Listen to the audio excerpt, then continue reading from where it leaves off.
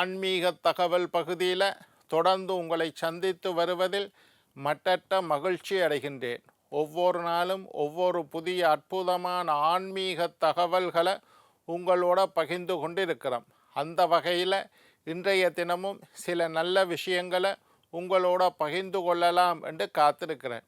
எங்களுடைய நிகழ்ச்சிக்கு நீங்கள் தரக்கூடிய ஆதரவு என்னை மகிழ்ச்சி அடைய செய்கின்றது. எங்களுடைய நிகழ்ச்சி சம்பந்தமாக ஆன்மீகம், ஜோதிடம், வாஸ்து சம்பந்தமாக ஏதாவது கேள்விகள் இருப்பின் சக்தி டிவி நல்ல நேரம் நிகழ்ச்சி தயாரிப்பாளர் கீழ்கண்ட முகவரிக்கு கடிதம் மூலம் என்னை தொடர்பு கொண்டால் தொடர்ந்து வரக்கூடிய நிகழ்ச்சியில் தகுந்த கேள்விகளுக்குண்டான பதில்களை தொகுத்து தர காத்திருக்கின்றேன். இன்றைக்கு என்னத்தை பற்றி பார்க்க போகிறோம்னா, உங்களுடைய நட்சத்திரப்படி நீங்கள் வழிபட வேண்டிய சித்தர்களை பற்றி பார்க்க போகிறோம். சித்தர்கள் என்பவர்கள் எங்களுடைய மூதாதையர்கள், சித்தத்தை உணர்ந்தவர்கள், சிவனை உணர்ந்தவர்கள், மோட்சத்தை அடைந்தவர்கள், ஜீவ சமாதி அடைந்தவர்கள், என்றும் இந்த பூமியில் ஆன்மாவாக வாழ்ந்து கொண்டிருக்கக்கூடியவர்களுக்கு, எங்களுக்கு நல்லாசிகளை தரக்கூடியவர்களைத்தான் நாங்கள் சித்தர்கள் என்று சொல்கிறோம். பிரபல்யமாக 18 சித்தர்கள் என்று சொல்லக்கூடிய 18 சித்தர்களை நாங்கள் சொல்கிறோம். ஆனாலும் நூற்றுக்கணக்கான சித்தர்கள் இந்த பூமியில் வாழ்ந்து மறைந்துள்ளார்கள். 63 நாயன்மார்கள், 12 ஆழ்வார்கள், அது மாதிரி 18 சித்தர்கள் என்று சொல்கிறோம்.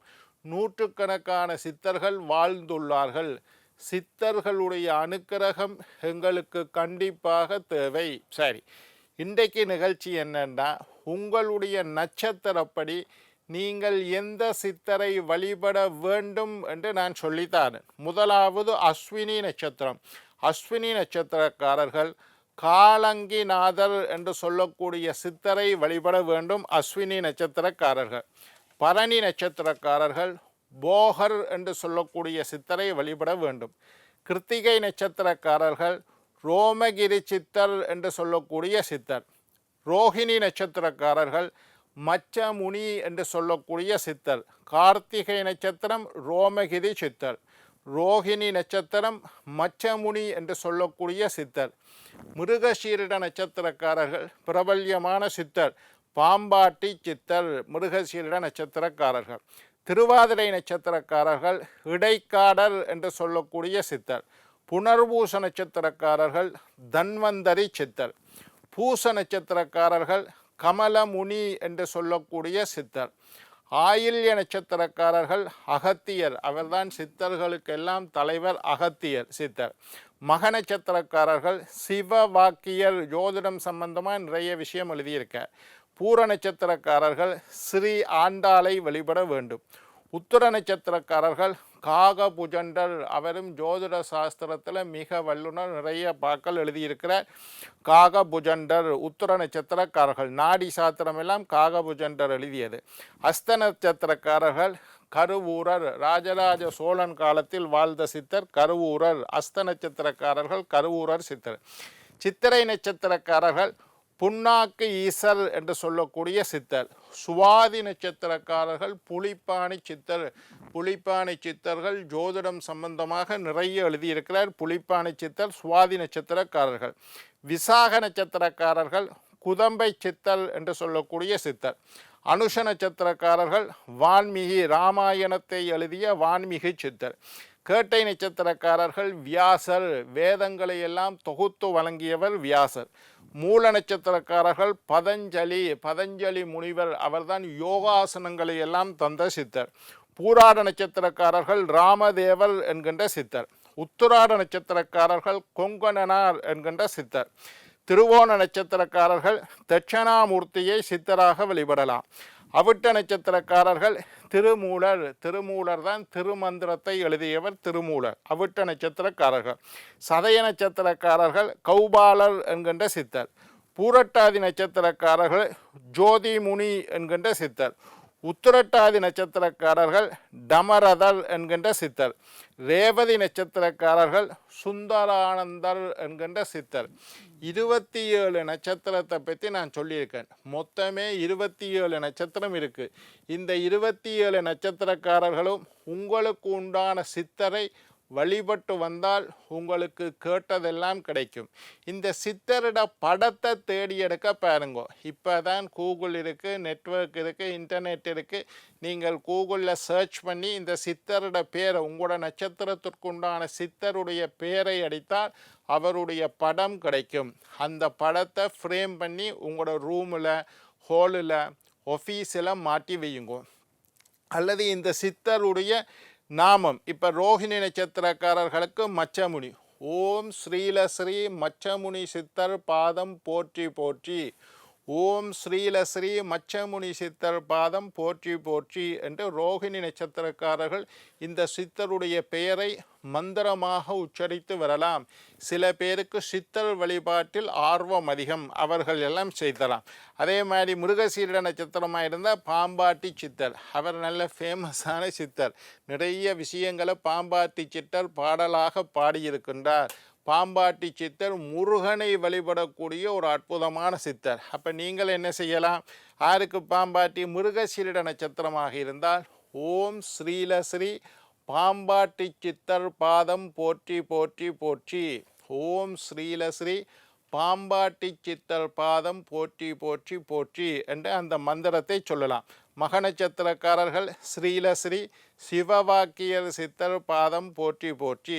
உத்திர நட்சத்திரக்காரர்கள் காகபுஜண்டர், ஜோதிடம் சம்பந்தமாக நிறைய விஷயம், நாடி ஜோதிடம்னு பார்க்குறது. அந்த நாடி ஜோதிடத்தில் காகபுஜண்டர் எழுதிய நாடிகள் நிறைய இருக்குது. அகத்தியருக்கு பிறகு காகபுஜண்டர் தான் நிறைய நாடி ஜோதிடம், ஜீவநாடி, நாடி ஜோதிடம், அந்த ஓலைச்சுவடிகளை பார்த்து ஜோதிடம் பார்க்குறது. அதெல்லாம் நிறைய காகபுஜண்டர் என்கின்ற சித்தர் எழுதிய பாடல்கள்லாம் நாடி ஜோதிடமாக இருக்குது. காகபுஜண்டர் யார்?